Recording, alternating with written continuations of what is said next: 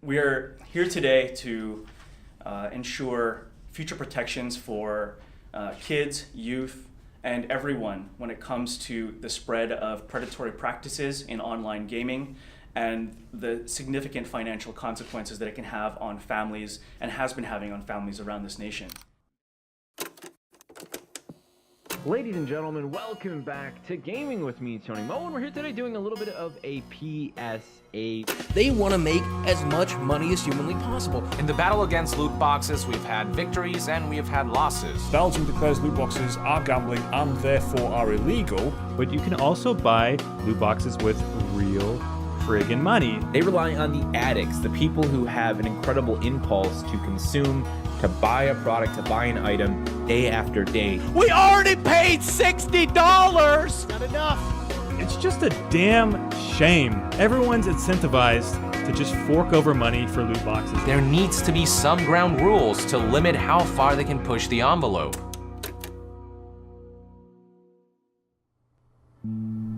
For years, microtransactions have been a core monetization system across a wide range of games. But the implementation of the loot box was a system highly frowned upon by many. The system is presented in the form of a crate or box, containing random virtual prizes. Members of the online community have identified that loot boxes play off similar tics used in the addictive side of gambling. I've spent just over $1,200 on microtransactions in games. I got severely peer pressured at the start to buy skins. My mates were all not rich kids, but parents didn't care where their money went.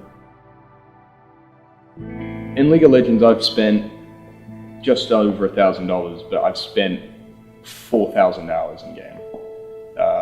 Playing it, talking with mates about it, in game, in a lobby, whatever. I kind of stopped playing at the start of this year. I worked out that it was an addiction and it was not healthy anymore. The money which I threw into that game is essentially just a waste of money now.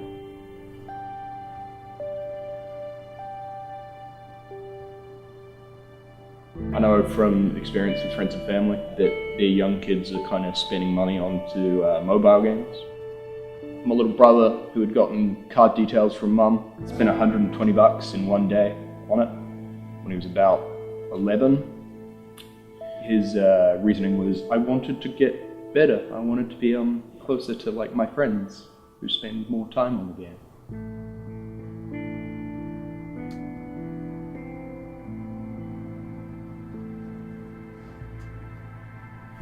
Loot boxes is a system almost similar to gambling, however you're guaranteed a result.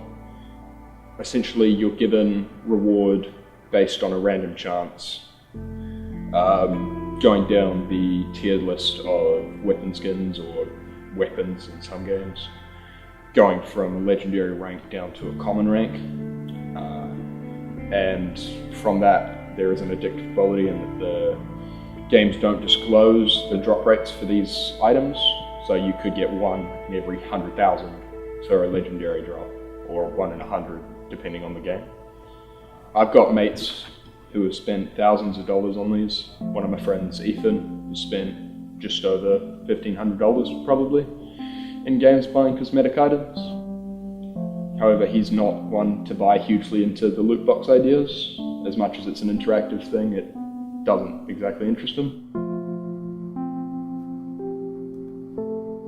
I think it was worth it personally. Other people might not see it that way, but I'm happy with my purchase. I can understand why some people would see loot boxes in games as a form of gambling, but personally I don't see it as a dangerous form of spending money. I do still spend money on microtransactions, but I think I spend less now than I did a year and a half ago. I think maybe there should be an age restriction on buying things like loot boxes and such, like maybe 16 years old, because I feel like as a child you're much more vulnerable to just, going and spending money because you don't really understand the consequences of it. There's another Ethan, who I know, who we call Dan. He spent a little over 2.5 as well.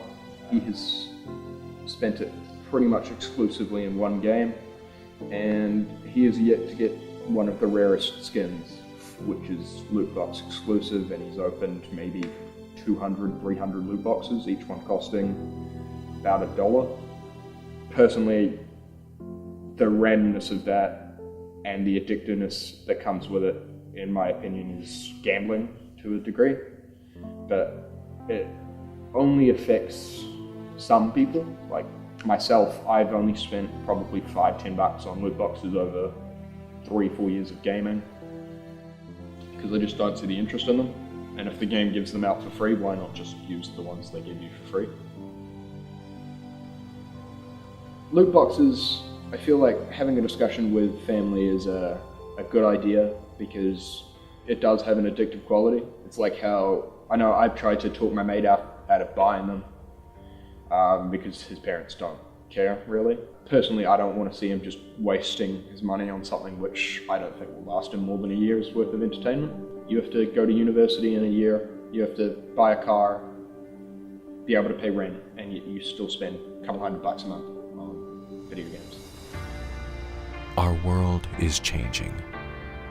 Video games are slowly becoming one of the main sources of entertainment.